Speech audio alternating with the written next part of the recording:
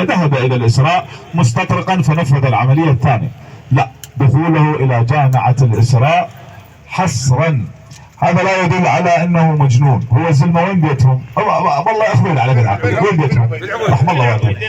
كان من العبيدي للاسراء، اذا نحسب راح نلقى والله بن عباس راح نلقى آلاف مؤلفة من قبل دوائر الدولة وجامعات بغداد ومدارس بغداد، ونلقى آلاف مؤلفة من المؤسسات الحكومية والغير حكومية. إذا هو مخبر كان ما طبع على مؤسسة واحدة من عنده جامعة على حظ مع الإسراء.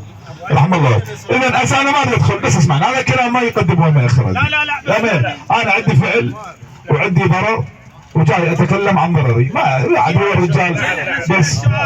اي والمعلومه الثانيه، متجها وحربه متجها الى الاسراء مع بيع تليفوناته الشخصيه باعترافه. هو بيع تليفوناته، قال له لمين لك هاي المسدسات؟ بالتحقيق. هم ايش عبالهم بالتحقيق؟ عباله راح يقول مثلا عباس الطانيان، حتى يجيبون عباس، تدري قلت سلاح ويصير جريمه يعاقب عليه القانون، احسنت يصير شريك بالجريمه. بالتحقيق قال لهم لا، بعت تليفوناتي يمكن عددهن 2 وايباد بايع، هذا بالتحقيق، بعتهن لغرض شراء مسدسين من السوق الفلاني بدون ذكر اسم هذا السوق. كلها تروح تشتري منه الوادم، كلها تعرفه. اي اشتريت منه حتى واقع حال، اشتريت منه المسدسات والحربه، واشتريت المتوجه قال له الحربه ليش؟ قال له خاف يوقف مسدساتي خلصا اكمل اشطب على العالم بالحربه.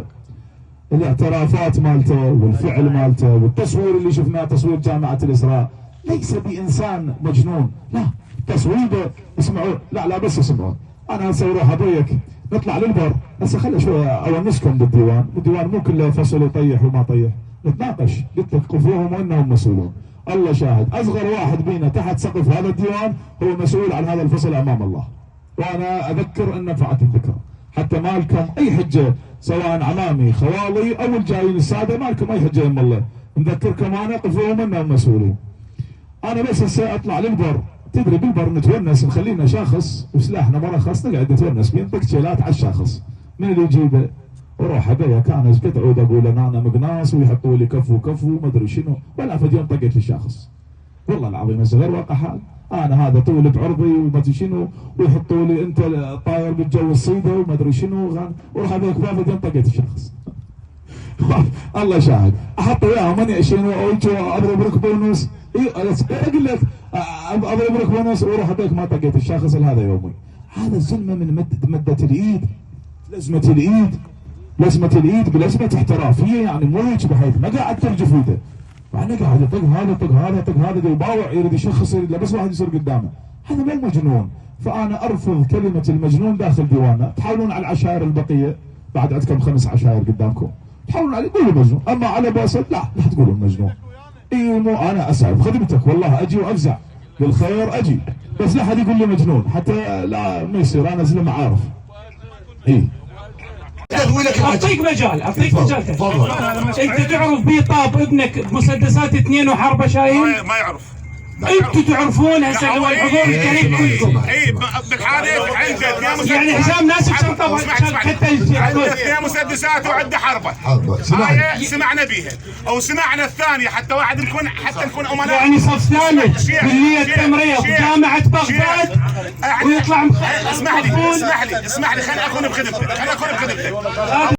انا ما ادري، ما اعرف.